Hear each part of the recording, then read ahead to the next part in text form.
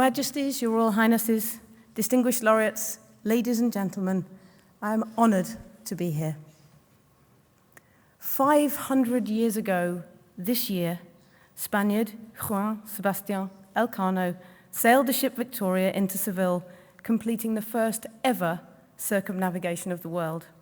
It has been called the most important maritime voyage ever taken. From the age of 4, to sail around the world was my dream. Just over 20 years ago, my dream came true. I sailed around the world alone for the first time in a race called the Vendée Globe. 4 years later, I did it again on a trimaran, and I broke the world record. Your country was the very first to do this. So you see, it is truly an honor to be here in Spain this year, this evening, with you. I vividly remember what I wrote in my logbook whilst out at sea alone. What I have on this boat is all I have. There is no more. I knew then that if my fuel, water, or food ran out, my journey would end. It was success or failure, life or death. I was totally reliant on my limited resources. That boat was my finite world. But as I left my boat after 71 days, it hit me. Our world is no different. Our world is our boat, and it too has finite resources. Yet we behave and operate our economy as if these precious resources will never run out. We take something from the ground, we make something out of it, and we waste it. It's a linear economy. It's an economic system based upon extraction, massive waste and pollution, and thus the destructions of ecosystems and nature. The damage is all around us and can no longer be ignored. But surely, in this day and age, we can do better than this. What if that straight line is made into a circle? Rather than taking, making, and wasting, we design out waste and pollution. We keep products and materials in use for as long as possible, and we regenerate natural systems. Then it's an economy that doesn't run out.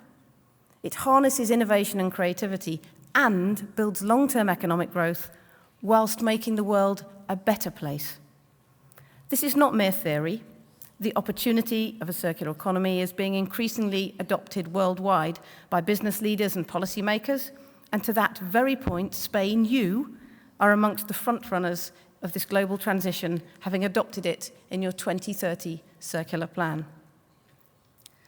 One of the most striking examples of the failure of a linear economy is plastic. Plastic has revolutionized many aspects of our lives. It is everywhere because it is so useful, but it is everywhere in many cases where it should not be. Why would we today make anything that we know would become waste? Millions of tons of this plastic waste leak into the environment every year, and that is why 7 years ago, we at the Foundation chose plastics as a key area to tackle. This is a huge challenge, and true systemic change is needed, meaning that participation will have to come from all sectors.